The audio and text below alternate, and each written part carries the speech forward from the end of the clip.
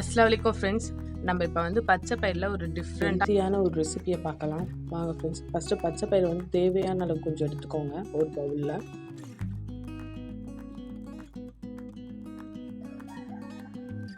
அப்புறம் கொஞ்சம் தண்ணி, நல்லா பவுல் ஃபுல்லாக தண்ணி ஊற்றிக்கோங்க. அது 6 மணி நேரம் நல்லா ஊறணும்.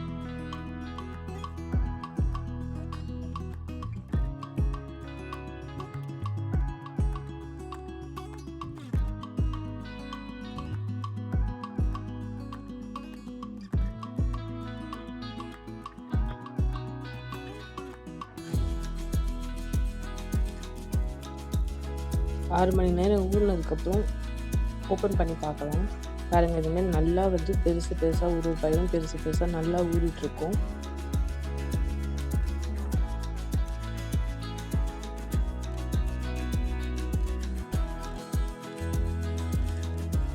ஒரு பாத்திரம் எடுத்து வாஷ் பண்ணிக்கலாம்.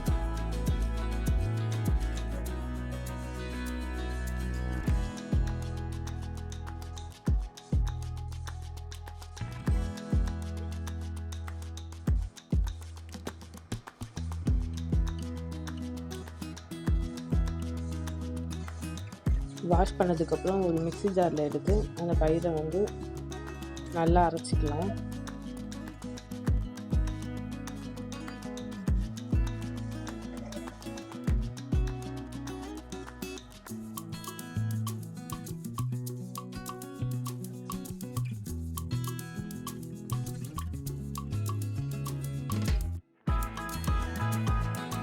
நம்ம பச்சை பயிரில் டிஃப்ரெண்ட்டாக நம்ம சாப்பிட்ருப்போம். பட் ஆனால் இது மாதிரி ஒரு வாட்டி ட்ரை பண்ணி பாருங்கள், வேறு லெவலில் இருக்கும்.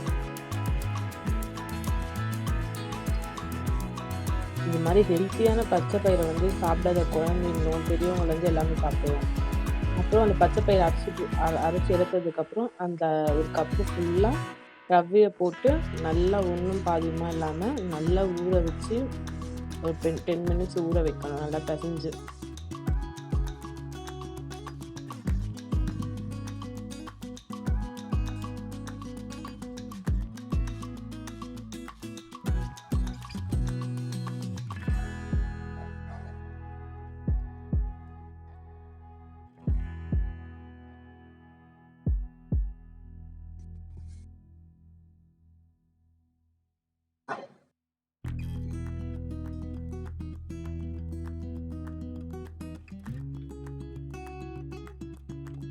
பத்து நிமிஷம் ஊறட்டும். அதுக்கப்புறம் ஒரு 3 பச்சை மிளகாய், கொஞ்சமாக கருவேப்பிலை, ஒரு 2 வெங்காயம் சின்ன சின்னதாக கட் பண்ணிவிட்டு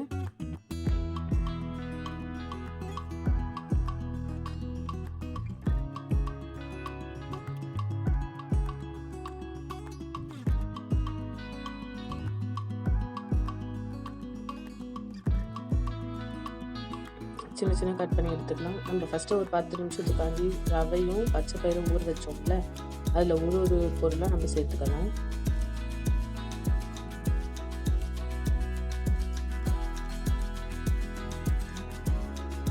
ஒரு 1/4 ஸ்பூன் வந்து சோடா மாவு சேர்த்துக்கலாம். 1/4 ஸ்பூன் வந்து பெருஞ்சீரகம், தேவையான உப்பு, நம்ம ஆல்ரெடி நறுக்கி வச்சுருந்தோம் இல்லையா பச்சை மிளகாய், கருவேப்பிலை, வெங்காயம், ஒன்று சேர்த்துக்கலாம்.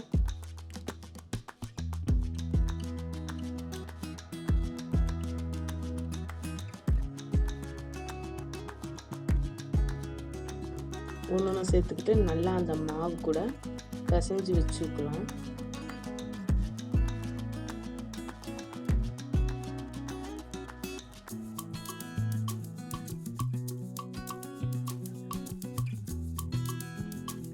அது கூடவே ஒரு 10 பல்லு பூண்டு எடுத்து 10 பல்லு பூண்டு எடுத்து ஒன்று பாதிமாக நசுச்சு எடுத்துக்கலாம்.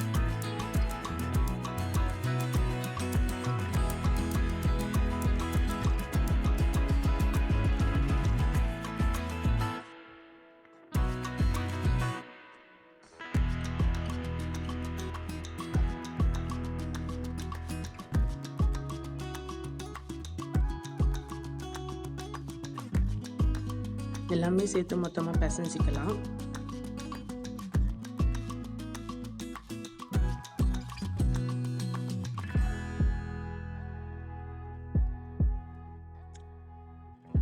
ஒரு வானல் எடுத்து அடுப்பை பற்ற வச்சுக்கிட்டு கொஞ்சம் எண்ணெய் ஊற்றிக்கோங்க.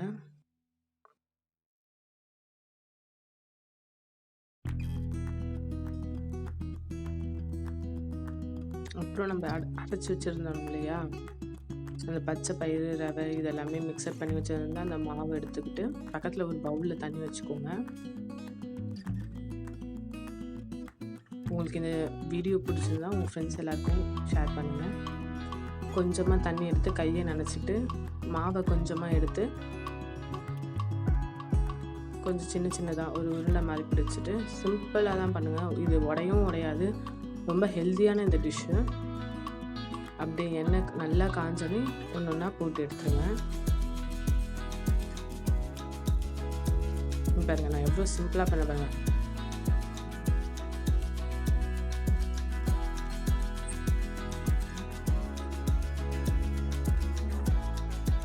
எண்ணெய் நல்லா காஞ்சிருந்தால் மட்டும்தான் ஒன்றோட ஒன்று உடையாது.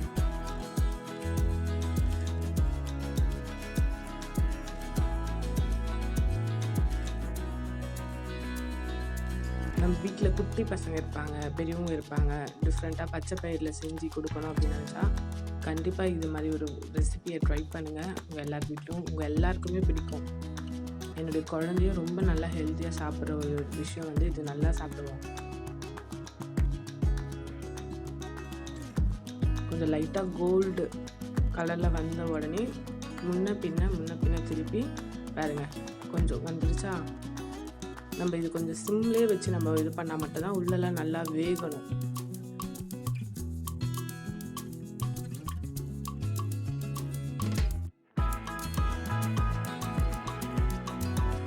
நல்லா வேகட்டும்.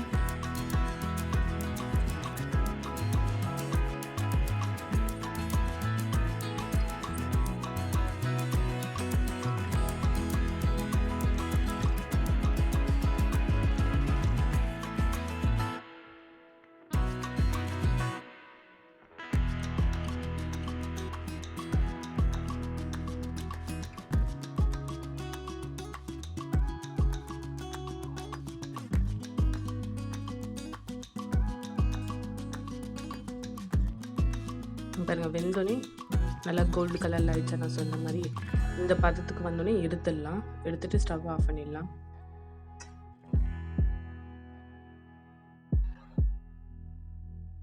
ஒரு பாத்திரத்தில் எடுத்து வச்சுக்கிட்டு பாருங்கள் எவ்வளோ சாஃப்டாக ஓப்பன் ஆகுது பாருங்கள். இதில் வந்து நம்ம கடலைப்பருப்பு வடை, மெது வடை இது ரெண்டுத்தையுமே அடித்து தூக்கிடும். வேறு லெவலில் இருக்கும். உங்களுக்கு இந்த வீடியோ பிடிச்சிருந்தா சப்ஸ்கிரைப் பண்ணுங்கள். தேங்க்யூ ஃபார் வாட்சிங் திஸ்.